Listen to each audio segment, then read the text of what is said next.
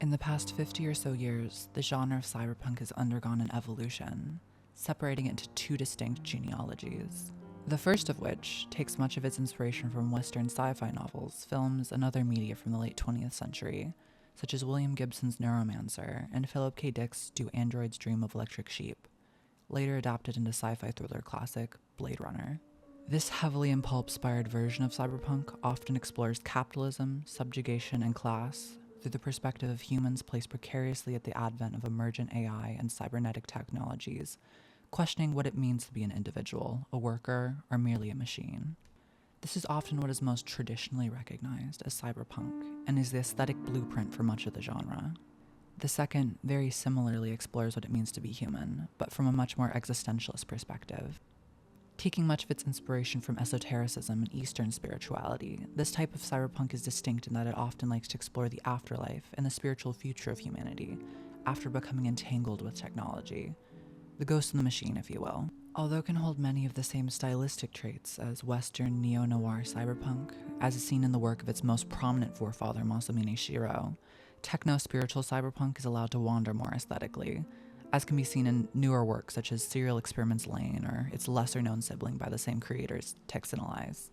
I do realize it sounds extremely orientalist to simply say that Western cyberpunk is when capitalism and Eastern cyberpunk is when New Age spiritualism, especially when either group cross-pollinates and inspires the other's work so commonly throughout the history of the genre.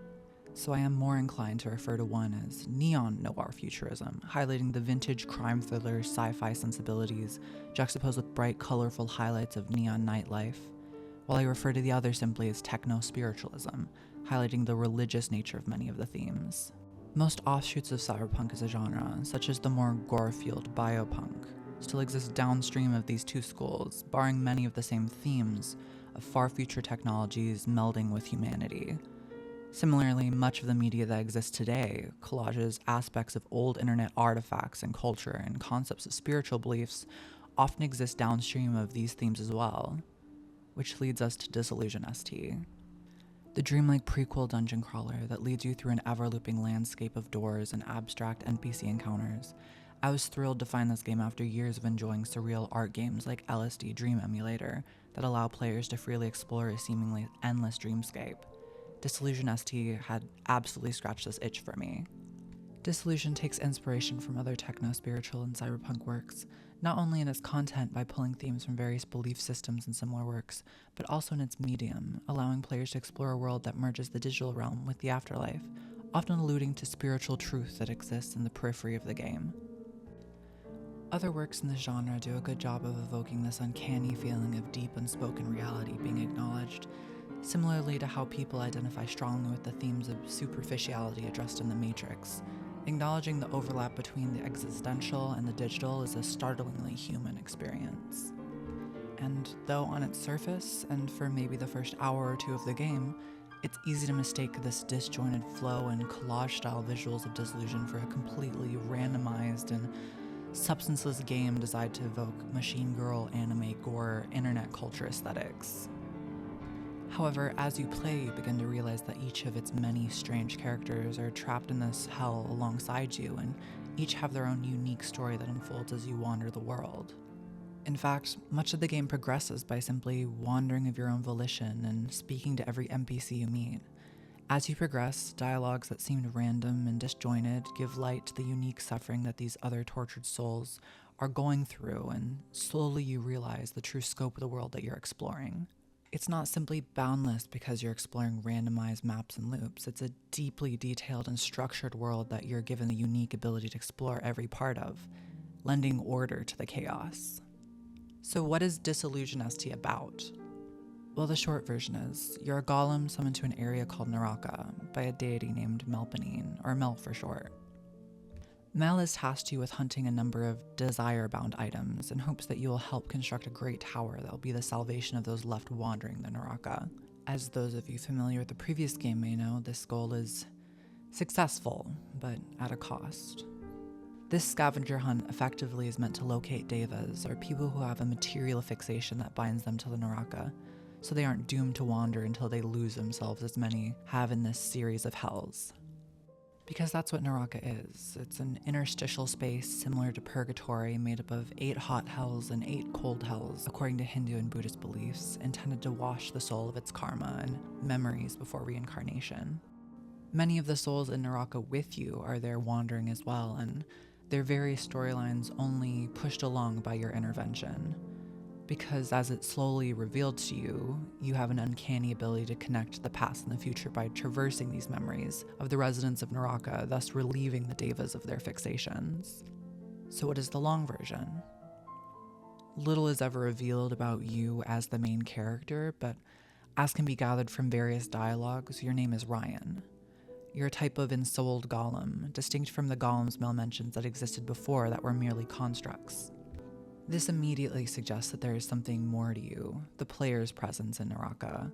Being also an ensouled creature piloting a constructed avatar, this is a concept common throughout many Eastern beliefs of the spiritual divine taking on an emanation or earthly avatar to engage in play or Lila with their creations.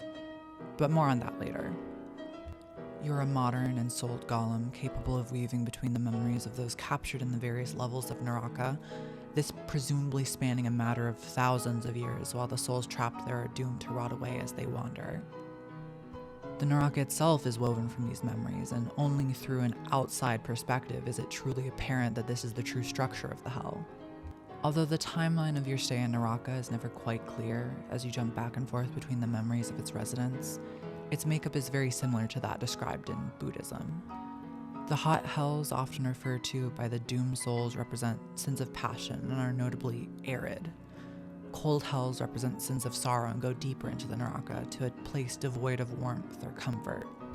Researching for this video, no lists exist yet for all of the areas that exist throughout the Naraka, much less a breakdown of which hells are hot and which ones are cold, but if I had to explain it to the best of my abilities, areas such as the desert or the mountain where the chain man is kept are hot hells, housing souls that are having their identities scalded and singed away. Whereas the cold, windswept halls of much of the process world are cold hells, culminating at the Great Lotus at the deepest point of the Naraka. The Great Lotus is often compared to the Tower in Disillusion, in it being a foolhardy attempt for those in the Naraka to escape their torment, souls freezing solid and losing themselves, trying to reach the warmth at the center of the lotus. But why then does it exist? Why is Mel so desperate to build this tower?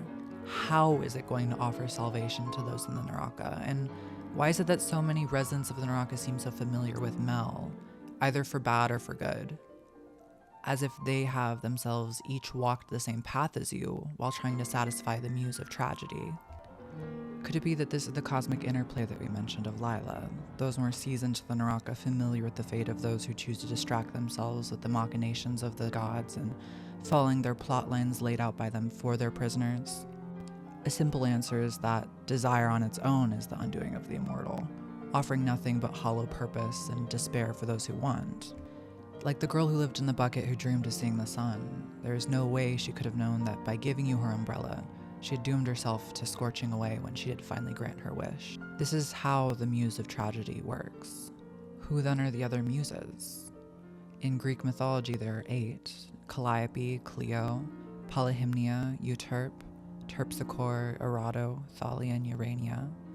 And though certain characters may hold similarities, such as the mime Esme and Polyhymnia, no other muses make themselves apparent throughout the game aside from Mel. It is often suggested even that the muses choose whether or not they reveal themselves to a certain soul, much like how various deities in the game choose to engage only to those that they want to seek contracts with. This is how demons are born. Many souls in Naraka make trades with the divines for wishes such as eternal youth and are permanently disfigured and trapped in this world, forever living as a demon. This is where the city comes in. The processed world is a project of the more permanent demonic residents of the Naraka, unable to move on, and it seems to impede the erection of the tower and Himiko's project of easing the dead along. The process world, very similarly to the tower, is a stronghold for the lost souls and demons who desire permanence and creature comforts despite their eternal wandering, with characters such as Gomi even able to have a pretty sweet little neat nest for themselves set up in the city. And though the city exists far along the timeline in the Naraka and is merely a moment in its history, it is a key inflection point in the disorder that slowly tears apart the afterlife. Although immortal, the halls of the processed world rust and the minds of its residents rot, leaving only blank mannequins behind. Much of the rust is seen, and only few of the robots constructed to maintain the world remain, and one such machine, the steward of a great engine feeding off the energy of a fallen angel years after its death, is all that's left to show the past of what once was the processed world. This is the end of where the digital world meets the eternal. Somewhere along the way, the digital world began to overlap with the Naraka, introducing the internet as its own distinct landscape and many of its residents able to exist in both planes. Characters such as Vicene and Compy existing as a manifestation of digital entities rather than souls. And in that, our world became connected with that of Mel's, because she is the main character. We are merely an actor in her play, as she seeks forgiveness for the pain that she has caused so many in her eyes, all endings culminating in her restarting the cycle or her letting go, and ultimately, that is what the game is about. Not to tread out a huge cliche, a core tenet of many spiritual beliefs is learning to let go of the ephemeral, to move on. For Mel, that means accepting that others are doomed to suffer regardless of her intervention, and for you, it's simply the end of a cycle. So that's how we loop back around to techno-spiritualism. The idea that not only through digital media we are able to interact with discrete, divine truths in a more advanced way, depicting hallowed concepts through new media, but also subverting the divine and acknowledging how use of technology forever has changed what it means to be human in this life and the next. Techno-spiritualism is a really exciting genre, and it's fun to see new projects come out with such inventive and surreal concepts behind them. I'm so happy to see new games like Disillusion and Disillusion ST come out, and if this video can create any new fans for the series, it's much deserved. Anyways, thanks everyone for watching, and see you in the next video.